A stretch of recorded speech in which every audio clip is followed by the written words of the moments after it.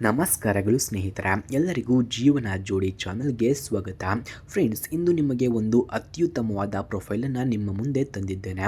ಇವಳು ಸರಳತೆ ಮತ್ತು ಸಂಸ್ಕಾರವನ್ನು ಜೀವನದ ಆಧಾರವನ್ನು ಮಾಡಿಕೊಂಡಿರುವ ಕನ್ನಡ ಹುಡುಗಿ. ವಿದ್ಯಾವಂತಳಾಗಿ ಈಗ ಒಳ್ಳೆಯ ಉದ್ಯೋಗದಲ್ಲಿದ್ದು ಕುಟುಂಬದ ಬೆಂಬಲದಿಂದ ಮುಂದೆ ಸಾಗುತ್ತಿದ್ದಾಳೆ. ಜೀವನದಲ್ಲಿ ದೊಡ್ಡ ಆಕಾಂಕ್ಷೆಗಳಿಗಿಂತ ನೆಮ್ಮದಿ ಮತ್ತು ಸಂತೋಷವೇ ಮುಖ್ಯ ಅಂತ ನಂಬುವವಳು.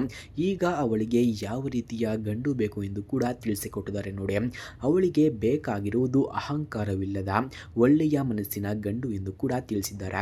ಕುಟುಂಬವನ್ನ ಗೌರವಿಸುವ, ಹೆಂಡತಿಯನ್ನ ಸ್ನೇಹಿತೆಯಂತ ಕಾಣುವ ವ್ಯಕ್ತಿ ಬೇಕು ಎಂದು ಕೂಡ ಹೇಳಿಕೊಂಡಿದ್ದಾರೆ.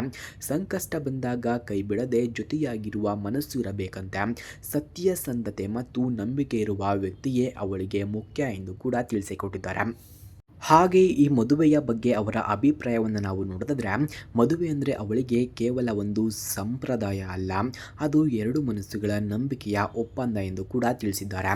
ಸಂತೋಷವನ್ನು ಹಂಚಿಕೊಳ್ಳುವ ಹಾಗೆ ದುಃಖವನ್ನು ಹಂಚಿಕೊಳ್ಳುವ ಬಾಂಧವ್ಯ ಕೂಡ ಇವರದ್ದು. ಪ್ರೀತಿ ಮತ್ತು ಸಹನೆಯೇ ಮದುವೆಯ ಬಲ ಅಂತ ಕೂಡ ಅವಳು ನಂಬುತ್ತಾಳೆ.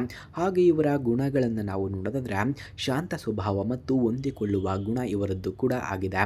ಹಿರಿಯರಿಗೆ ಗೌರವ, ಕಿರಿಯರಿಗೆ ಪ್ರೀತಿ, ಜವಾಬ್ದಾರಿಯನ್ನ ನಿಷ್ಠೆಯಿಂದ ನಿಭಾಯಿಸುವ ಸ್ವಭಾವ ಇವರದ್ದು.